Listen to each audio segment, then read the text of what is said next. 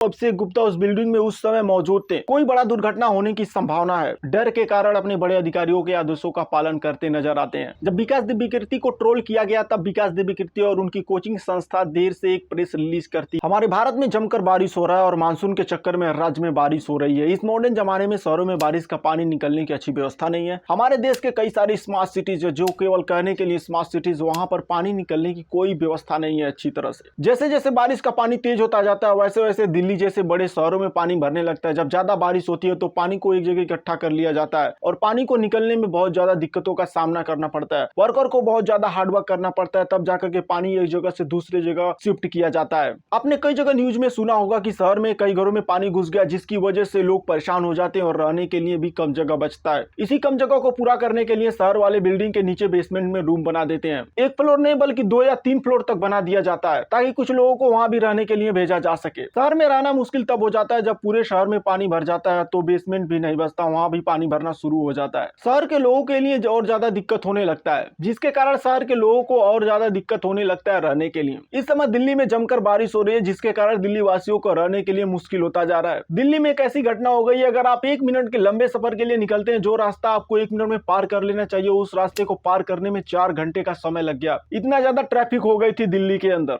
इस वीडियो में ट्रैफिक के बारे में बात नहीं करेंगे। दिल्ली के पुराने राजेंद्र नगर की कहानी है। राजेंद्र नगर यूपीएससी कोचिंग के लिए सबसे फेमस जगह है। यहाँ पर देश के कोने कोने से स्टूडेंट यूपीएससी की तैयारी करने के लिए आते हैं ताकि वो यूपीएससी का एग्जाम देकर आईएएस पीएस जैसे बड़े अधिकारी बन सके। केवल 1% स्टूडेंट ही इस परीक्षा में पास हो पाते हैं, बाकी 99% स्टूडेंट फेल हो जाते हैं। यहाँ पर कोचिंग इंस्टीट्यूट इतने बड़े बड़े हैं जिन्हें देखकर आपको लगेगा कि कोई बड़ी कंपनी है, लेकिन यहाँ पर कंपनी नहीं बल्कि स्टूडेंट को पढ़ाया जाता है। यहाँ पर रहने के लिए स्टूडेंट को थोड़ी दिक्कतों का सामना करना पड़ता है। इन्हीं थोड़ी जगहों में कई सारे कोचिंग इंस्टीट्यूट ऐसे हैं जो अपनी बिल्डिंग के नीचे बेसमेंट में लाइब्रेरी और क्लासरूम बनवा देते हैं ताकि स्टूडेंट लाइब्रेरी में जाकर अपने टॉपिक से रिलेटेड स्टडी कर सके। वैसे पूरे दिल्ली में बहुत सारे बिल्डिंग्स और इन बिल्डिंग के नीचे बेसमेंट बना हुआ है, लेकिन यह चर्चा में तब आया जब पुराने राजेंद्र नगर में कोचिंग सेंटर के नीचे जो बेसमेंट था वहां पर कोचिंग में बारिश का पानी भर गया था, जिसके वजह से 3 स्टूडेंट मारे गए। एक घटना जहां पर हुई है उस जगह का नाम है राव आईएएस स्टडी सर्किल, जिसका मालिक अभिषेक गुप्ता नाम का व्यक्ति था। शनिवार को जब 3 स्टूडेंट पानी में डूबकर मरे तो अभिषेक गुप्ता उस बिल्डिंग में उस समय मौजूद थे। उन्होंने बच्चों को बचाने का कोई प्रयास नहीं किया और ना ही उनकी टीम ने कोई कोशिश की। अगर उन्होंने ऐसा किया होता तो शायद 1 या 2 बच्चों की जान बचाई जा सकती थी। पहले आपको ये वीडियो देख लेना चाहिए। इस वीडियो में बच्चे राव आईएएस स्टडी सर्किल के सामने वाले बिल्डिंग में बैठ करके वीडियो शूट कर रहे थे। मोबाइल के कैमरे में स्पष्ट रूप से देखा जा सकता है कि पूरे रोड पर पानी भरा हुआ था। रोड का पानी धीरे धीरे कोचिंग इंस्टीट्यूट के अंदर जाना शुरू कर देता है। जब धीरे धीरे पानी अंदर जा रहा था तो कोचिंग इंस्टीट्यूट के एडमिन डिपार्टमेंट इस बात को समझ नहीं पाता है कि अंदर पानी भर जाएगा और बच्चे फंस जाएंगे। अगर एडमिन डिपार्टमेंट एक्शन लेता तो समय से पहले बच्चों को वहां से इवैक्यूएट किया जा सकता था। इसके बाद जब एक एसयूवी गाड़ी रोड पर क्रॉस करती है और उसके प्रभाव से पानी की लहरें तेज हो जाती है और इंस्टीट्यूट में तेजी से अंदर घुसने लगती है। यह पानी इतना तेज गया कि अंदर लाइब्रेरी में बच्चों को संभलने का मौका नहीं दिया। इस कहानी में सबसे बड़ा ट्विस्ट यह है कि पुलिस को कोचिंग सेंटर के मालिक को अरेस्ट करना चाहिए, बल्कि पुलिस एसयूवी के ड्राइवर को अरेस्ट किया गया है। देखिए, सबसे बड़ी दिक्कत हमारे देश के सिस्टम में ऐसा ही है। चोर को नहीं पकड़ा जाएगा बल्कि ईमानदार व्यक्ति को पकड़ करके जेल में डाल दिया जाता है। जो बेईमान है, जो चोरी करता है, उसे कभी नहीं पकड़ेंगे क्योंकि उसने पैसा दिया है, घूस खिलाया है, इसलिए वो कभी नहीं पकड़ा जाता है। प्रशासन के लोग अपना पीछा छुड़ाने के लिए किसी न किसी व्यक्ति को बलि का बकरा बना ही देंगे, इसलिए ड्राइवर को पकड़ करके जेल में बंद कर दिया गया। प्रशासन के लोग जानते हैं अगर वह सीधा मालिक को पकड़ेंगे तो उनके साथ कुछ गलत हो सकता है, वो सस्पेंड हो सकते हैं या हो सकता है उनकी नौकरी भी जा सकती है। इसलिए प्रशासन अपना पीछा छुड़ाने के लिए किसी बेकसूर आदमी को पकड़ करके जेल में बंद करने की कोशिश की जा रही है। अगर उन्होंने पैसा नहीं खाया होता तो वो ऐसा नहीं कर रहे होते। यह किशोर सिंह कुशवाहा नाम का लड़का है जो कि करोल बाग का निवासी है। उसने 26 जून 2024 को राव आईएएस स्टडी सर्किल के अगेंस्ट बेसमेंट में परमिशन ना होते हुए और ना ही एनओसी का परमिशन था क्लासरूम ऑपरेट करने के लिए कंप्लेन किया था। उस राव आईएएस एकेडमी का पूरा डिटेल्स उस कंप्लेन में मेंशन था। यह ओल्ड राजेंद्र नगर में है जहां पर बेसमेंट में टेस्ट कक्षाएं संचालित कर रहे थे। किशोर सिंह कुशवाहा ने कहा कि विद्यार्थियों और स्टाफ के जीवन को खतरा हो सकता है, कोई बड़ा दुर्घटना होने की संभावना है। इस संबंध में जब उसने संबंधित संस्था को सूचित किया तो उन्होंने कहा कि पैसा दिल्ली नगर निगम कमिश्नर को जाता है। इस प्रकार से पता चला कि एमसीडी में भ्रष्टाचार का एक बड़ा उदाहरण दिखाई दे रहा है। श्रीमान जी से विनम्र अनुरोध है कि इस प्रकार के बड़े बड़े यूपीएससी कोचिंग के संस्थानों में जो विद्यार्थियों का जीवन दांव पर लगाकर अवैध जगह पर कक्षाएं संचालित कर रहे हैं, उन पर कड़ी कार्रवाई किया जाए, ऐसा कहना था किशोर सिंह कुशवाहा का। तमाम खामियों के बावजूद दिल्ली फायर विभाग ने 9 जुलाई 2024 को 3 वर्ष के लिए इस कोचिंग सेंटर को अग्नि सुरक्षा प्रमाण पत्र जारी कर दिया। कोचिंग के बेसमेंट में स्टोरेज और पार्किंग के लिए परमिशन दे दिया गया, लेकिन वहां पर कोचिंग चलाने और क्लासेस चलाने के लिए परमिशन नहीं दी गई थी। यह फायर डिपार्टमेंट के द्वारा जारी किया गया लेटर है। जब पहले दिल्ली फायर डिपार्टमेंट वाले कोचिंग संस्था से पैसे लेकर खा गए थे तो वो क्या एक्शन लेते, क्योंकि सरकारी फॉर्मेलिटी तो पूरी कर दी गई थी। अब जो होना होगा वो भगवान के भरोसे रहेगा। सवाल ये उठाया जा रहा है कि जब 9 जुलाई को फायर डिपार्टमेंट वाले वहां पर इंस्पेक्शन करने के लिए गए थे तो उन्होंने उतने बड़े बेसमेंट के अंदर कोई लाइब्रेरी दिखी क्यों नहीं? वह चीटी तो नहीं है जो आपकी आंखों से नहीं दिखाई देगा, वो लाइब्रेरी है। इतने बड़े जगह में लाइब्रेरी को न देख पाना फायर डिपार्टमेंट के ऑफिसर की सबसे बड़ी गलती है। इसे हम गलती नहीं कह सकते क्योंकि ये जानबूझकर किया गया अपराध है, क्योंकि फायर डिपार्टमेंट वाले के ऑफिसर को जो पहले ही वहां से पैसे लेकर खा गए थे वो अपना मुंह बंद करके रखे हुए थे। दूसरे सबसे बड़ी बात कि फायर डिपार्टमेंट के एक भी ऑफिसर को सस्पेंड नहीं किया गया है और ना ही किसी तरह की कोई जिम्मेदारी उन पर सौंपी गई है। यह सारा जिम्मेदारी एमसीडी के ऊपर चला गया, क्योंकि एमसीडी दिल्ली के अंदर नालियों का निर्माण करवाती है और बिल्डिंग के निर्माण को लेकर के सारी जिम्मेदारियां देख। जब लोग सवाल पूछ रहे थे तो दिल्ली का फायर डिपार्टमेंट वाले अपना चेहरा छिपाकर भाग रहे हैं, किसी को जवाब नहीं दिया जा रहा। यह सरकारी अफसर दिल्ली विभाग के सबसे बड़े अधिकारी है जो लोगों को गलत सूचनाएं दे रहे हैं। जो कोचिंग के अंदर स्टूडेंट मौजूद थे उन्होंने जो अपनी आंखों से देखा वह मीडिया को सच बता रहे थे, लेकिन वो अधिकारी देशवासियों को और लोगों को गुमराह करने की कोशिश कर रहे थे। लोग यह कह रहे हैं कि अगर उन्होंने पहले ही एक्शन लिया होता तो आज ऐसी नौबत देखने को नहीं मिलती। यह वो डॉक्यूमेंट है जिसे किशोर सिंह कुशवाहा ने सबमिट किया था, जिसका करंट स्टेटस अभी भी अंडर प्रोसेस है। जो भी अधिकारी जांच के लिए गए थे उनका नाम इस पेपर पर साफ साफ लिखा हुआ दिखाई दे रहा है। 18 जुलाई को इन्होंने कागजी एक्शन लिया था, जिसे पूरा करने के बाद सभी ने अपना मुंह बंद कर लिया और पेपर को फाइल में बंद कर करके फेंक दिया गया। इसका मतलब साफ है कि डिपार्टमेंट की सारी जिम्मेदारी खत्म हो जाती है। 15 जुलाई 2024 को किशोर सिंह कुशवाहा ने फिर से रिक्वेस्ट किया कि इस पर कड़ा एक्शन लिया जाए। इसके बाद एमसीडी के अधिकारियों द्वारा एक्शन नहीं लिया जाता है तो लड़का मजबूरी में आकर फिर से 22 जुलाई को फिर से रिक्वेस्ट करता है कि स्टूडेंट की सेफ्टी बहुत जरूरी है। इतना रिक्वेस्ट करने के बाद भी दिल्ली एमसीडी वाले कोई ध्यान नहीं देते। इतने सारे एविडेंस होने के बावजूद भी दिल्ली एमसीडी विभाग अपना हाथ पीछे खींचती नजर आ रही है। वह कोई भी जिम्मेदारी लेने से बच रहे हैं। एमसीडी वाले इतने होशियार हैं कि वो अपने छोटे अधिकारियों को सस्पेंड कर रहे हैं। बड़े अधिकारी कुर्सी पर बैठ के एसी में आराम से मजे कर रहे हैं। गलती बड़े अधिकारी कर रहे हैं और छोटे अधिकारियों को सजा दिया जा रहा है। बड़े अधिकारियों ने जो कहा होगा वही छोटे अधिकारियों ने किया होगा, उनके आदेशों का पालन किया होगा। अब बड़े अधिकारियों को आदेशों का पालन का खामियाजा छोटे अधिकारियों को भुगतना पड़ रहा है। अगर ये छोटे अधिकारी बड़े अधिकारियों के आदेशों का पालन नहीं करते तो उन्हें सस्पेंड करने की धमकियां दी जाती है, जिसके डर से वे छोटे अधिकारी डर के कारण अपने बड़े अधिकारियों के आदेशों का पालन करते नजर आते हैं। क्योंकि बड़े अधिकारियों के पास इतना पावर होता है कि वह एक चुटकी बजा करके इन छोटे अधिकारियों को सस्पेंड कर सकते हैं। ये समस्या एक डिपार्टमेंट में नहीं है, हमारे पूरे भारत के जितना भी सरकारी डिपार्टमेंट है सबके पास ये समस्याएं मौजूद है और लोग इसकी शिकायत करते हैं तो कोई उनकी बातों को सुनने वाला मौजूद नहीं होता। दिल्ली हाईकोर्ट बार बार कह रहा है कि एमसीडी के ऑफिसर्स को सस्पेंड नहीं किया गया, उन पर किसी तरह का कोई इंट्रोगेशन नहीं किया गया। हाईकोर्ट ने फिर से कहा कि अगर एमसीडी जवाब नहीं देती है तो क्या एमसीडी को आरटीआई के इंतजार करना चाहिए कि कोई आम जनता सीधा आकर एमसीडी से क्वेश्चन करे कि आपने इसमें कोई एक्शन लिया कि नहीं। तब एमसीडी का जवाब क्या होगा। और हाईकोर्ट ने यहाँ तक कह दिया कि यह केस पुलिस से सीबीआई को ट्रांसफर कर देना चाहिए। सीबीआई इस केस को अच्छी तरह से जांच करेगी और जो इस केस में अंदर गिल्टी पाया जाएगा उन्हें सजा दिया जाएगा। एमसीडी वाले अच्छी तरह से जानते हैं अगर यह केस सीबीआई को मिला तो जल्द से जल्द इस केस से पर्दा उठ जाएगा। जो चीज एमसीडी वाले छुपा रहे हैं उसको उजागर होने में ज्यादा देर नहीं लगेगी, क्योंकि कहा जाता है भगवान के घर देर है अंधेर नहीं, सब्र कीजिए सब कुछ सही हो जाएगा। ओल्ड राजेंद्र नगर में 3 छात्रों की मौत से तमाम कोचिंग सेंटरों पर सवाल खड़ा हो गया है कि किन कोचिंग सेंटरों के पुस्तकालय व कक्षाएं बेसमेंट में चला करती थी। अधिकतर कोचिंग सेंटर हाई कोर्ट के आदेशों का पालन नहीं कर रहे हैं। अगर एक कोचिंग सेंटर लाइब्रेरी के बेसमेंट में चल रही थी तो बेसमेंट में बाहर जाने और आने के लिए 2 से अधिक दरवाजे होने चाहिए थे।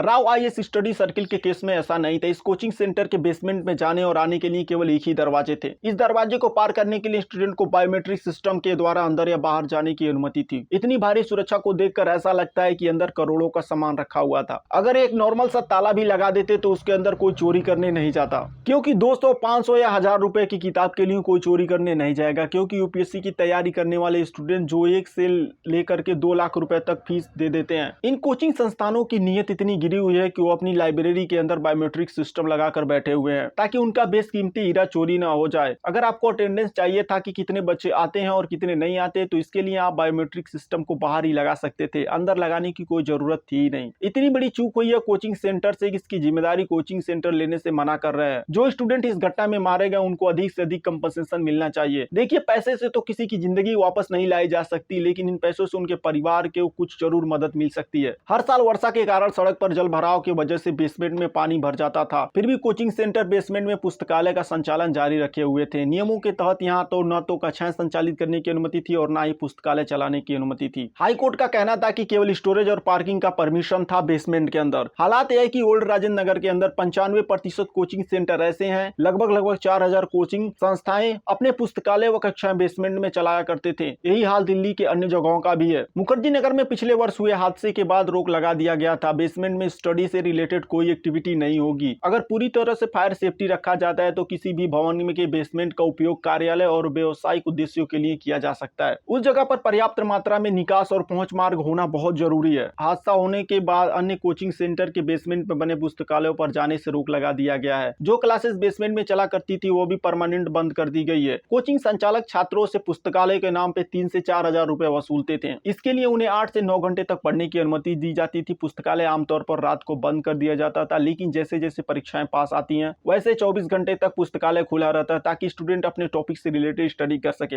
इन सारी तमाम घटनाओं के बाद सबकी नजरें देश के सबसे बड़े फेमस दृष्टि आईएएस कोचिंग सेंटर पर थी। उसके संस्थापक विकास दिव्यकीर्ति कुछ बोलेंगे। सभी बच्चे उम्मीद कर रहे थे कि वह बच्चों के साथ खड़े रहेंगे, लेकिन सभी यह बात भूल गए कि वो अभी इन सभी कोचिंग संस्थाओं में से एक के मालिक हैं। विकास दिव्यकीर्ति अन्य कोचिंग संस्थाओं के बिना परमिशन के कुछ भी शब्द नहीं बोल सकते थे। दृष्टि आईएएस कोचिंग सेंटर में भी क्लासेस को बेसमेंट में चलाया जाता था, जिसको प्रशासन ने सील कर दिया। वो सारे कोचिंग के मालिकों के साथ खड़े हैं। अगर शायद स्टूडेंट के साथ खड़े होते तो हो सकता है कि उनकी थोड़ी इज्जत और बढ़ जाती, लेकिन वो ऐसा नहीं कर रहे हैं, क्योंकि अगर वो स्टूडेंट के साथ खड़े होते तो उनका घाटा लग सकता था। उनके जो सहपाठी हैं जो कोचिंग सेंटर चलाते हैं उनसे नाराज हो जाते। इसी के डर से विकास दिव्यकीर्ति अभी तक स्टूडेंट के पक्ष में कोई स्टेटमेंट नहीं दिया था। जब विकास दिव्यकीर्ति को ट्रोल किया गया तब विकास दिव्यकीर्ति और उनकी कोचिंग संस्था देर से एक प्रेस रिलीज करती है और बच्चों से माफी मांगती है। साथ में दृष्टि आईएएस फाउंडेशन के ओनर एएनआई से बातचीत करते हुए नजर आ रहे हैं। पहले आपको ये वीडियो देखना चाहिए। करोल बाग में जो मेन रोड है उस पर कई ऐसी बेसमेंट्स हैं जो कमर्शियली अप्रूव्ड हैं।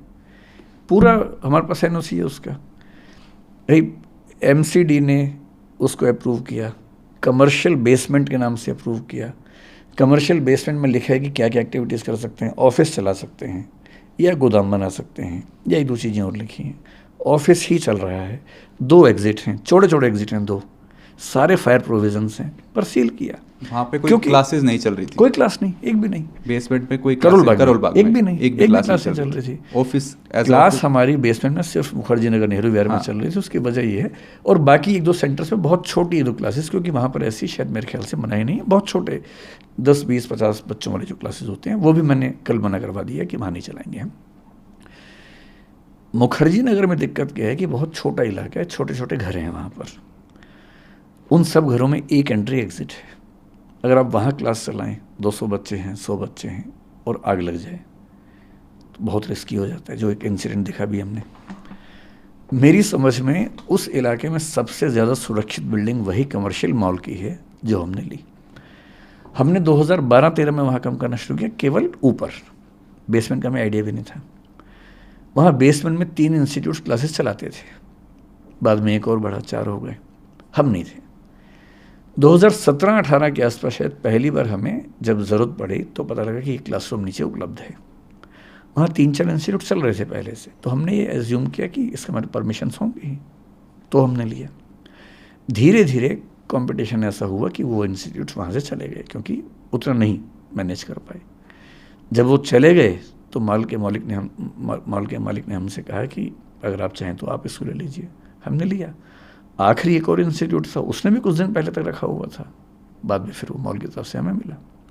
वहाँ हम आईएएस के जो मेंस वाले बच्चे हैं, मेंटरशिप लाइब्रेरी चलाते थे, अब वो बंद हो गई। उनका 1.5 महीने बाद मेंस है, तो हम अभी उनके लिए भी रास्ता निकाल रहे हैं कि उनको कहाँ बिठाएं।